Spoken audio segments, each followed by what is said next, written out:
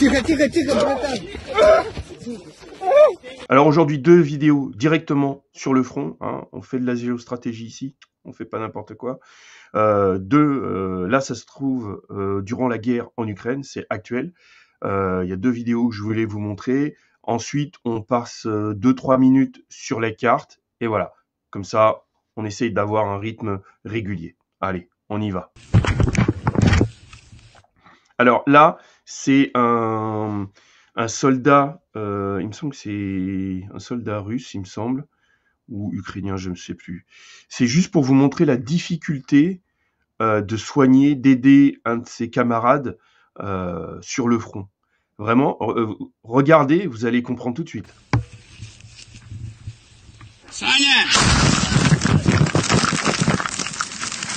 Voilà, il était en train de le soigner durant un bombardement. Et voilà, c'est ça les conditions des infirmiers sur le front. Les mecs essayent de faire ce qu'ils peuvent. Ouais, les mecs essayent de faire ce qu'ils peuvent pour aider leurs camarades. Et malheureusement, ils sont pas dans des conditions optimales pour essayer de leur sauver la vie. Et c'est des conditions vraiment abominables. Là, je vais faire une autre vidéo, vous allez voir tout de suite. C'est toujours sur le front en Ukraine. Là, c'est un Russe qui a eu une commotion cérébrale. Pourquoi? Parce qu'ils ont été bombardés. Alors, je sais pas si c'était je sais pas si c'est des drones ou, mais bon, ils ont subi un bombardement. Et en fait, regardez le traumatisme qu'a le mec. Donc là, en fait, il est complètement KO. Il est pas blessé au sens propre. C'est juste le souffle de l'explosion qui lui a provoqué cette commotion.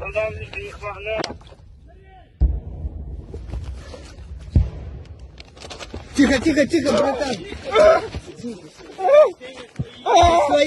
Свои, сели. Хорошо, молодец. Свои.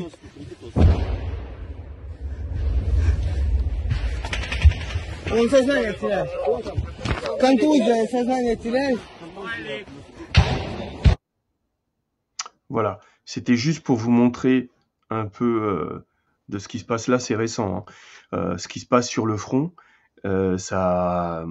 j'ai pas un format comme les autres. Moi, je vous fais des vidéos régulièrement, des vidéos courtes sur TikTok, sur YouTube. Et en fait, je complète avec des vidéos plus longues pour vous expliquer, pour prendre le temps de vous expliquer, de vous montrer des choses que je peux pas montrer ailleurs. Voilà. Et bon, j'ai également un Telegram, je vous conseille de vous inscrire dessus. Mais c'est juste, c'est vraiment très dur ce qui se passe sur le front, vraiment, de part et d'autre. Un peu plus au niveau ukrainien, là, parce qu'ils se font rouler dessus, mais c'est pas comme dans les bureaux sur les plateaux télé, ça a rien à voir. Les mecs en chient, vraiment. Donc là, on va passer à la carte de la guerre en Ukraine. On va juste passer rapidement. Vous avez peut-être suivi ce que je disais sur TikTok. Attendez, hop, j'enlève ça. Ici, là, à ce niveau-là, il y avait une offensive des Ukrainiens il y a quelques jours, mais ils ont lancé 2 jours d'offensive. Ça n'a rien donné. En fait, ils ont avancé jusqu'à Berdine, mais concrètement, c'était complètement inutile. Surtout que les Russes... Attendez, je vais changer la couleur pour les Ukrainiens et vous allez comprendre tout de suite au niveau de Koursk. Voilà. Ils avancent ici. Et les Russes, si vous voulez... Non, c'est même pas si vous voulez. Eh bien, eux, c'est sur toute cette zone-là. Et celle qu'il faut regarder le plus, c'est vraiment en dessous. C'est pour atteindre Soudzha. Voilà. Je vous le dis régulièrement, mais c'est vraiment le nœud du problème, c'est Soudzha. Une fois qu'ils ont atteint Soudzha, c'est la fin pour les Ukrainiens. Regardez, je vous montre. C'est la fin à Koursk. Hein. Là, c'est la route. Ok. Le but, le but des Russes, c'est couper cette route. Une fois qu'ils ont pris cette route, bah, toute cette zone-là tombe. Voilà, toute cette zone-là, c'est terminé. Donc en fait, donc ça va pas, bon, ça va prendre des mois encore, hein. Ça va prendre des mois pour que Koursk soit résorbé, mais c'est une mauvaise idée. Vous pouvez dire ce que vous voulez, mais l'offensive, l'incursion à Koursk, c'était pas une bonne idée. Simplement parce qu'ils ont envoyé leurs meilleures troupes là-bas, beaucoup de matériel, et ils sont lessivés. Là, je voulais vous parler de Kupiansk. Kupiansk est ici, hein, dans cette zone-là. On va aller regarder parce que, vous voyez, je vous avais déjà expliqué il y a quelques mois, ici, c'est... hop, je vais vous mettre ça. Là, les Ukrainiens se trouvent ici. Voilà. Et voilà, les Russes avancent par là, ici, ici. Et vous savez ce qu'il y a et qui pourrait gêner les Ukrainiens? Ici, c'est un fleuve et il n'y a plus de pont. Voilà. Là, les Russes, bah, ça fait un moment hein, qu'ils ont coupé les ponts, si on peut dire. Et il y a un moment, les Ukrainiens, je vous l'avais dit, bah, se feraient encercler. Je pensais que ce serait en passant par Kupiansk, mais c'est pas le cas. On va regarder un peu plus haut ce qui se fait actuellement. Et voilà, c'est ici. Là, les Ukrainiens, les Russes ont traversé la rivière et leur axe d'avancée, c'est celui-là. Ce qui fait que plus au sud, à Kupiansk, il y a un moment, dans la poche précédente, la poche que je viens de vous montrer, ils vont avoir un souci. Le premier souci, c'est que déjà, ils avaient une route qui se trouve ici. Regardez, là. Eh bien, cette route une route de ravitaillement, bah, elle est coupée. Voilà, elle est coupée, ce qui fait que là, les Ukrainiens vont être dans la panade pour le ravitaillement. Il leur reste qu'une ligne de ravitaillement qui fait Kupiansk jusqu'à Kharkiv. Voilà, Kupiansk-Kharkiv. Vous voyez la ligne la ligne de ravitaillement qui est ici. Kupiansk. Attendez, j'ai petit souci technique. On va arranger ça. Voilà. Alors là, c'est Kupiansk. Ici. Là, c'est Kharkiv. Et là, la ligne de ravitaillement. OK. Donc là, celle qui était au nord, elle est coupée. Celle qui est au sud, elle est coupée. Donc il en reste plus qu'une. Et si les Russes font un encerclement dans cette zone-là pour contourner Kupiansk, et bien là, ils coupent la ligne de ravitaillement. C'est régulièrement ce que je vous avais dit, c'est ce que font les Russes. Et là, ils vont avoir un souci. Donc, on continue dans la zone que je voulais vous montrer. Toretsk. Là, Toretsk va tomber. Là, les jeux sont faits. Les troupes ukrainiennes ont commencé déjà à se retirer. Donc là, vous voyez Toretsk, ici. Voilà. Donc les Russes vont continuer à avancer ici à ce niveau-là. Et peut-être suivre la ligne de... Bon, j'ai pas mis une autre couleur, mais voilà. Suivre cette ligne de chemin de fer pour pouvoir avancer. Et aller se diriger... Voilà, là, il me semble qu'il y a Chassiviar. Et tout ça, c'est pour... Une fois qu'ils auront pris Chassiviar, qui domine, je vous ai pas mis cette fois, je vous l'ai déjà fait dans de précédentes vidéos, qui domine les hauteurs de Konstantinivka, voilà, qui se trouve là, parce qui est le hub du coin. Eh bien, ils vont avoir un axe d'attaque au sud et au nord, voilà, pour prendre Konstantinivka.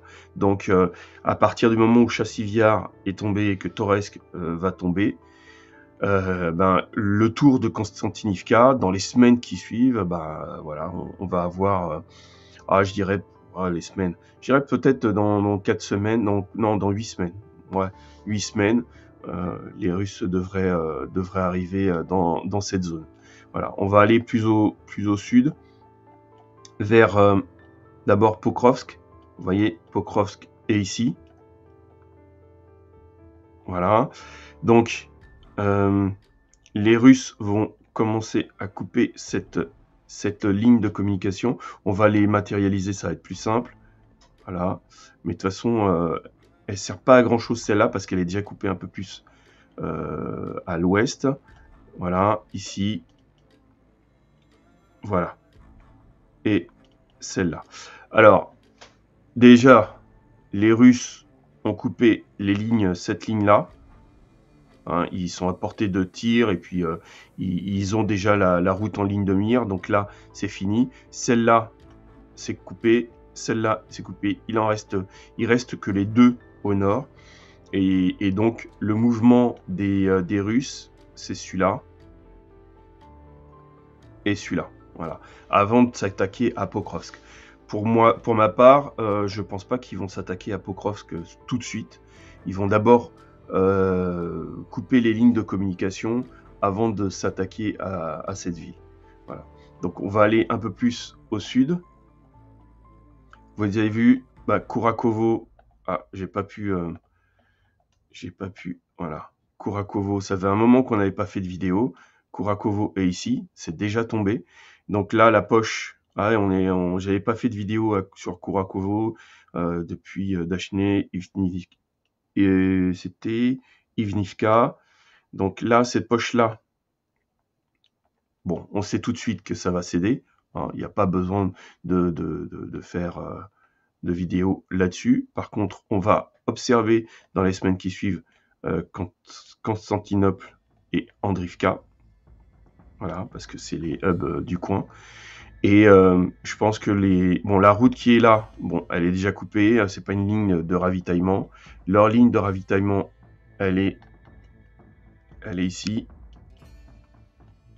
Et elle est ici. Là, ça va jusqu'à Zaporizhzhia, il me semble. Voilà. Donc, là, le mouvement russe, il est là. Et il est là. Bon. Que ce soit cette ligne-là ou cette ligne-là, elles vont être coupées avant de prendre Andrivka ou Constantinople. Voilà.